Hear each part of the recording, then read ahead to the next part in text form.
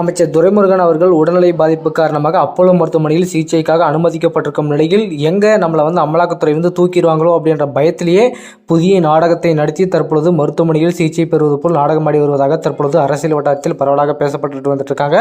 So என்ன ஆச்சு, துரைமுருகன் அவர்கள் எந்த நிலைமையில் இருக்கார் என்பதை பற்றி முழுமையாக நம்ம இந்த வீடியோவில் பார்க்கலாம். நீர்வளத்துறை அமைச்சராக இருக்கக்கூடிய துரைமுருகன் அவர்கள் இந்த மணல் குவாரியில் விஷயத்தில் கோடிக்கணக்கான ஊழல் பண்ணியிருக்கிறது அமலாக்கத்துறை கண்டுபிடிச்சாங்க. அதனைத் தொடர்ந்து அவருடைய உதவியாளர் கொடுக்கப்பட்ட வாக்குமூலத்தின் மூலம் அமைச்சர் துரைமுருகனுக்கு எதிராக அமலாக்கத்துறை தீவிரமாக இது பண்ணிட்டு வந்துட்டு இருக்காங்க, சர்ச் பண்ணிட்டு வந்துட்டு இருக்காங்க. ஸோ அதனால தான் இது வரைக்குமே துரைமுருகன் அவர்கள் எப்படியாச்சும் இதிலிருந்து தப்பிக்கிறதற்கே இந்த நாடகத்தை நடத்தி வருவதாகவும் தகவல் கிடைச்சிருக்கு. அதனைத் தொடர்ந்து இன்னும் முக்கியமான விஷயம் என்னன்னு பார்த்தீங்கன்னா, அமைச்சர் துரைமுருகன் அவர்கள் அந்த அமலாக்கத்துறைக்கு லஞ்சம் கொடுக்க போவதாக ஏற்கனவே பல விஷயங்கள் வெளியானது. அதனைத் தொடர்ந்து அமலாக்கத்துறை இந்த முடிவிலிருந்து மாறப்போவதில்லை. அமலாக்கத்துறை அமைச்சர் துரைமுருகன் அவர்களே தூக்கப்போவது அதிரடியாக உறுதி செய்வது அமலாக்கத்துறையின் அடுத்த கட்ட திட்டமாக இருந்துட்டு வந்துட்டு இருக்கு. அதனைத் தொடர்ந்து இப்போ துரைமுருகன் அவர்கள் அப்போலோ மருத்துவமனையில் இருக்கும் நிலையில் அவருடைய உடல்நிலையில் ரொம்பவே பாதிப்பு இருக்குது அப்படின்ற மாதிரி மருத்துவர்கள் சொல்லியிருக்காங்க. ஆனால் இருந்தாலுமே செந்தில் பாலாஜி அவர்களை போலவே அமலாக்கத்துறை துரைமுருகன் அவர்களை கோட்டை விட்டுருவாங்களா அப்படின்ற மாதிரி ஒரு பக்கம் பயம் இருந்தாலுமே, ஆனால் துரைமுருகன் அவர்களை கண்டிப்பாக விட போகிறதில்ல.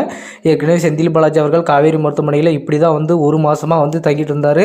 ஆனால் ஒரு மாதமாக உள்ள அவருடைய அறையில் அவர் என்ன பண்ணிட்டு இருந்தார் மருத்துவமனைக்கும் மருத்துவர்கள் மட்டும்தான் தெரியும். ஆனால் அமலாக்கத்துறைக்கு ஒரு நாள் கூட உள்ளே போய் செந்தில் பாலாஜி பார்க்கவும் விடலை, விசாரிக்கவும் விடலை.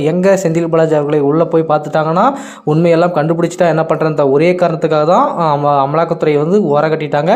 அதைத் தொடர்ந்து துரைமுருகன் அவர்களையும் அதே மாதிரி விடப்போவதில்லை. இந்த வழக்கிலேயாவது சரியான முறையில் நம்ம விசாரிக்க வேண்டும். அப்படி விசாரிக்க விட்டால் செந்தில் பாலாஜியின் நிலைமை எப்படியோ அதே மாதிரி நமக்கு இன்னொரு நிலைமையை துரைமுருகன் அவர்கள் ஏற்படுத்திடுவாங்க அப்படின்ற ஒரு இதிலேயே அமலாக்கத்துறை தற்பொழுது புதிய திட்டத்தை தீட்டிட்டு வந்துட்டு இருக்காங்க. அதே மாதிரி அவருடைய உதவியாளர் கொடுக்கப்பட்ட வாக்குமூலத்தின் மூலமாக துரைமுருகன் அவர்களுக்கு சம்பந்தப்பட்ட சின்ன சின்ன இடத்துல அதிரடியாக சோதனை நடத்தப்பட்டு வந்துட்டு இருக்கு. முக்கியமாக இந்த மணல் குவாரிகளில் யார் யாருக்கெல்லாம் தொடர்பு இருக்குது, துரைமுருகன் அவர்களின் மூலமாக யார் யாரெல்லாம் வருமானம் ஈட்டியிருக்காங்க அவங்கள தான் இப்போ டார்கெட் பண்ணி அமலாக்கத்தை தூக்கிட்டு இருக்காங்க. கண்டிப்பாக இந்த வழக்கிலிருந்து துரைமுருகன் அவர்கள் தப்பிப்பதற்கான வாய்ப்புகளே இல்லை. இப்போது உடல்நிலை பாதிப்புன்னு சொல்கிறாங்க.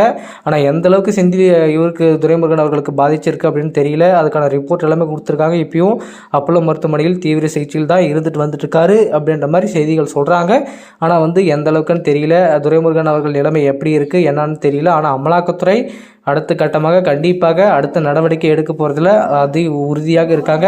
இப்போ தான் பொன்முடி அவர்கள் மாட்டினார். பொன்முடிக்கு அப்புறம் அடுத்தது டார்கெட் துரைமுருகன் தான் அப்படின்ற மாதிரி அண்ணாமலை அவர்கள் சொல்லியிருந்தார். ஸோ அதே மாதிரி அமலாக்கத்துறை ஸ்கெட்ச் போட்டு தூக்கிட்டு இருக்காங்க. அடுத்த கட்டமாக நாடாளுமன்ற தேர்தல் வரப்போகுது. இந்த நாடாளுமன்ற தேர்தலில் திமுக தரப்பிலிருந்து 39 தொகுதிகளில் அவங்களுடைய எம்பியை நிற்க வைக்கிறாங்க. பட் இருந்தாலுமே அது எந்த அளவுக்கு மக்கள் மத்தியில் போய் சேரும் என்பது தான் மிகப்பெரிய ஒரு கொஸ்டின் மார்க்காக இருக்குது. மக்கள் தற்பொழுது அமைச்சர் துரைமுருகன் அவர்கள் மருத்துவமனையில் நாடகமாடிக்கொண்டு தான் இருக்கார் அப்படின்ற மாதிரி ஒரு அமலாக்கத்துறைக்கு ஒரு புதிய தகவல் கிடைச்சிருக்கும் நிலையில் இது குறித்து உங்களுடைய கருத்துக்கள் என்ன, துரைமுருகன் சிக்குவாரா என்பதை பற்றி உங்களுடைய கருத்துக்களை மறக்காம கமெண்ட்டில் சொல்லுங்கள்.